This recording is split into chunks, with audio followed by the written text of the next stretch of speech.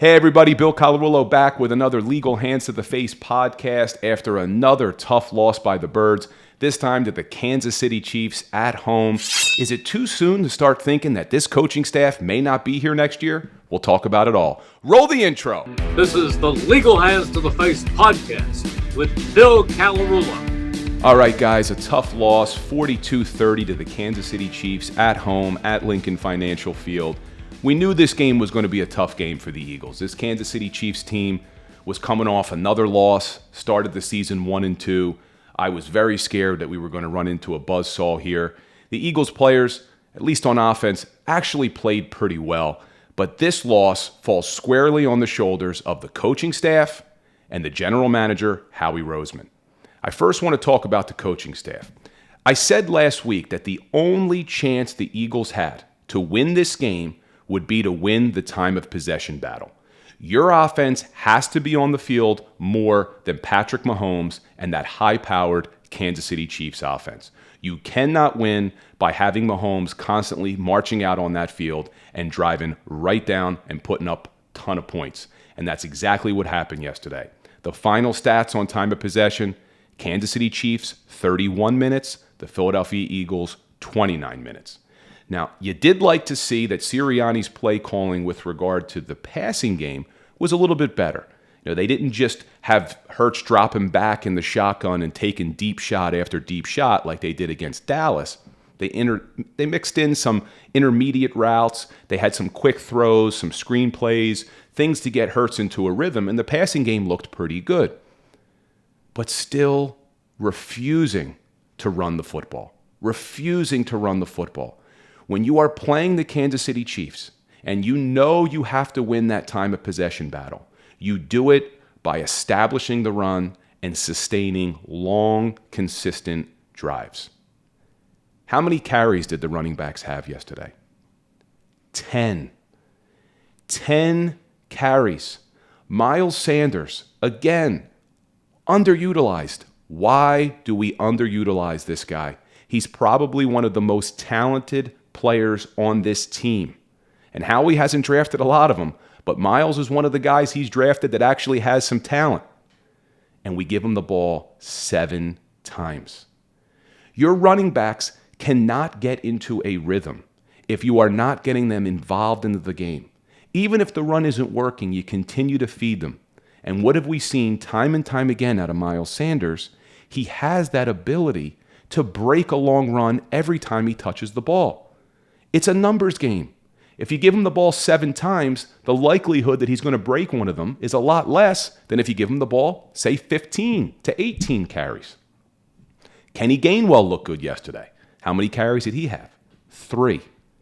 You cannot beat the Kansas City Chiefs by only running the ball 10 times and losing the time of possession battle. But even worse than that is the amount of penalties that this team consistently has week in and week out. They currently lead the league. So this is something I guess Eagles fans can be proud of.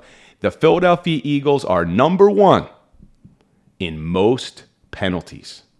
Through 4 games, the Philadelphia Eagles have committed 44 penalties. The closest team to them only has 34. And the league leading team, the Los Angeles Rams, only have 12. The Eagles have 32 more penalties than the Rams do. That's coaching. You know, one of the old sayings is you can't coach talent. You can't coach speed. Well, you can certainly coach discipline. And Nick Sirianni and his coaching staff have to do a better job of disciplining these players. You cannot lead the league in penalties by that much of a margin. The Eagles are on pace to set a record for the most penalties in a season. That has to be corrected. That's unacceptable, okay? But then let's look at some of the other things from this game. And this falls on Johnathan Gannon. You know, Nick Sirianni's ultimately the head coach, but he's more of an offensive-minded coach. That defense, he puts on Johnathan Gannon, that defensive coordinator. And Gannon, he came out in this game, and his game plan was, I'm not going to let the Chiefs beat us over the top. We're going to play very conservatively. We're going to make the Chiefs sustain their drives. We're going to take away all the big plays. Well, it didn't work. Once you saw that the Chiefs were having no problem marching right down the field and scoring, you had to make changes. You had to make adjustments. They never did. The Chiefs put up 6 touchdowns in 7 drives. Their third down efficiency is mind-blowing. 9 out of 10. The Kansas City Chiefs converted third downs for first downs 90% of the time, as compared to the Eagles, who only did 50% of the time. Red zone efficiency. The Kansas City Chiefs were 5 out of 5 in the red zone. What that means is that when they got inside the 20 of the Eagles, they scored touchdowns 5 out of 5 times. How did the Eagles fare on the other side of the ball? Only 3 out of 6. And what was even more alarming is the Eagles were only 2 out of 4 in goal-to-go situations. So what that means is that when the Eagles were inside of the Kansas City Chiefs' 10-yard line, they only had less than 10 yards to go. They only scored touchdowns 2 out of 4 times. 50% red zone efficiency is not going to win a game, especially against a high-powered offense like the Kansas City Chiefs. And allowing the Kansas City Chiefs to march up and down the field, convert 90% of third downs, convert 100% of red zone trips, and committing 13 penalties, only 9 penalties. 9 penalties, you're not going to win that game. And that falls squarely on Sirianni, Gannon, and that entire coaching staff. They lost the third down battle. They lost the red zone battle. They lost the time of possession battle. Those were 3 things you have to win that game. And they lost all of them. But then that brings me to the players. I'm not blaming the players in this game. I think the players that we had on that field played to the best of their abilities. This loss, in addition to being on the coaching staff, falls on Howie Roseman. I haven't talked much about Howie Roseman. I think he had a very, very good draft this year. I like the players they drafted this year. Devontae Smith. I really like Kenny Gainwell. I really like that defensive tackle / tight end, Milton Williams. But when you look back at the past and the draft picks that Howie Roseman has put on this team, they're simply not good enough, especially on defense. Our offense actually played pretty well yesterday. We finally have some young talent on offense that looks like they can perform, and we'll talk about them in a second. But when you come to the other side of the football, that defense that was absolutely destroyed by the Kansas City Chiefs yesterday, try to find a player on that defense that's an impact player that the Eagles drafted. Well, you look at the defensive line. Milton Williams is only a rookie. I'm excited for him, but he's not making a huge impact yet. You have Josh Sweat on the one side as a defensive end. He's probably the best player on that defense right now that Howie Roseman drafted. When you start to look at the other positions, you have Fletcher Cox, who is starting to get into the downside of his career. He's starting to get a little bit older. Then you have Javon Hargrave. Hargrave is a stud. He's probably the best player on that defense. Was not a Howie Roseman draft pick. You'll give him credit because he signed him in free agency, but was not a draft pick. The way you win football games in the NFL is by drafting talent and then fostering it, and that's where you keep your salaries low. When you sign people in free agency, you're overpaying for them. When you draft well, you usually have them on their rookie contracts for 4 or 5 years, which allows you to fill other areas of your team. When all you're doing is signing free agents, it's going to be very difficult to stay under the salary cap. So you have Javon Hargrave at D-tackle, who's a stud, but he wasn't drafted. Then you go to the other side, Derek Barnett. I think it's time that we can start calling Derek Barnett what he is. He is a bust. I do not like to use that word. I do not like to call players bust. Unfortunately, when you are drafted 14th overall in the first round, when you broke Reggie White's college sack record, and you come in and you perform the way Derek Barnett has performed over the last 5 years, he's a bust. And that's a Howie Roseman draft pick. That falls on him. And then let's go to those linebackers. My goodness. I like Alex Singleton. I thought Eric Wilson was a good signing. He knew Johnathan Gannon's defense. He comes in. They're just not good enough. I mean, you saw it yesterday. That linebacker core is just not good enough. They couldn't stop the run. They couldn't stop the pass. They were confused. Mahomes had them guessing all over the place. Not good enough. Then you go to their secondary. You have big play Slay on the one side. Again, free agency, overpaid for him. Very good player. But you were forced to pay him like one of the top corners in the league, which unfortunately he just isn't. On the other side, you have Steven Nelson, another free agent signing, because they have been unable to draft talented cornerbacks in years. The last good cornerback they probably drafted was Lito Shepherd and Sheldon Brown, and that goes back to the Andy Reid era. You have to be able to draft young corners who can play, and they failed time and time again. Then you go into the safeties. You got Rodney McLeod, another free agent signing. You have Anthony Harris, another free agent signing. There is no young talent to get excited about on this defense. And that falls squarely on Howie Roseman. Like I said, I think he had a better year this year. I think he drafted a lot better in 2021. We'll find out in the next couple of years to see how these players progress. But that's the problem with this defense right now. Yes, the coaching staff has to make adjustments. Yes, the players have to play better. But the NFL is about talent. I mean, you have to put the best talent on the field. And when your general manager continuously swings and misses on every single defensive draft pick, this is what's going to happen.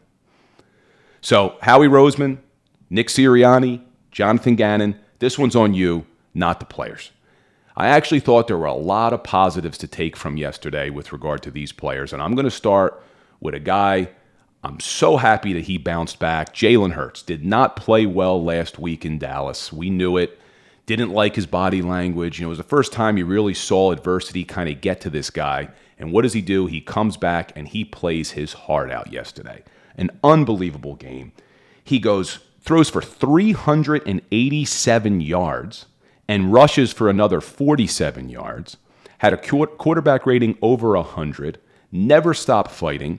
He did miss a couple of throws. You don't like to see that. He missed the Zach Ertz touchdown when they got down into the red zone. He still underthrew a couple of receivers. But probably the best game we've seen Jalen Hurts play, in my opinion, as an NFL quarterback. He knew that they had to put up points in this game, and he did everything he could, and it's exciting to see. I think this guy's got a lot of potential. And he did it behind a banged-up offensive line. Man, everything we've talked about in this preseason and leading up to this season was if this offensive line can stay healthy, they got a real shot to be a very good offense. There was only one starter who actually played yesterday, and that was Jason Kelce. I mean, man, that guy is just an Iron Man. He's the one constant every single year. But you have right guard, Brandon Brooks is hurt. Left guard, Isaac Seumalo, out for the year. Left tackle, Jordan Mailata's hurt, so Andre Dillard has to play. And then right before game time, Lane Johnson's a scratch for a personal issue. We still don't know what's going on with that. So hopefully he can come back next week. So now Lane Johnson's out. And that offensive line played really, really well. I thought Jalen Hurts did a nice job of buying time in the pocket. They did a nice job of rolling Hurts out, getting the ball out of his hands quickly.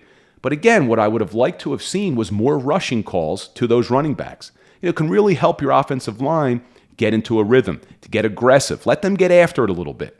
When you're pass blocking every single play, you're dropping back and the defense is putting the pressure on you. When you're run blocking, now you can be the aggressor. You're hitting people. You're tiring them out. So I would have liked to have seen Sirianni dial up some more rushes to the running backs. But overall, Jalen Hurts played well, and that offensive line played well. And another young guy on offense I was excited to see was Devontae Smith. He had a good first week against Atlanta. Really didn't look comfortable against San Francisco or Dallas. Comes into this game, and he looked great. 7 catches, 122 yards, made some great catches, runs such beautiful routes. That's what makes Devontae Smith so good. If you watch any of his college tape, his route running is so precise. And it really is a science. Your best receivers in the league, they know how to set up their routes. They know how to set up these corners so that they're always open. And he did a great job yesterday. You could see why everyone's so excited about this guy. I think Devontae's going to be an absolute stud in this league. Great game for him. And then a guy we've been talking about on the other side of the football, every week it seems we've talked about him leading up from the preseason all the way till now, is Javon Hargrave. Man, he's the best player, hands down, on that defense. He's better than Fletcher Cox. He's better than every player on that defense right now. Like I said, Fletcher Cox is starting to get into the twilight of his career, but Javon Hargrave's a guy to get excited about, making plays all over the place. Offensive lines just can't block him. And if Fletcher Cox can start playing like the old Fletcher Cox, that defense can start playing a lot better, because now the defense is going to have to put pressure on this offensive line to choose who are they going to double team. Are they going to double team Fletcher Cox, or are they going to double team Javon Hargrave? You're going to start to see, because of Hargrave playing so well, he's going to be the one start drawing these double teams. Fletcher Cox is going to start getting one-on-one, which he hasn't probably had in years. He's double teamed almost every play. He's going to have to win those one-on-one battles. Absolutely, Fletcher Cox is going to have to win those one-on-one battles. So excited to see Javon Hargrave. A guy I'm not sure is even going to be on this team in the next couple weeks is Ryan Kerrigan. I mean, you probably remember his name. He was a nemesis of ours when he was on the Washington football team. He has done absolutely nothing. Absolutely nothing. Now, you don't know what he's doing in that locker room. I'm sure he's a great leader. He's a seasoned veteran.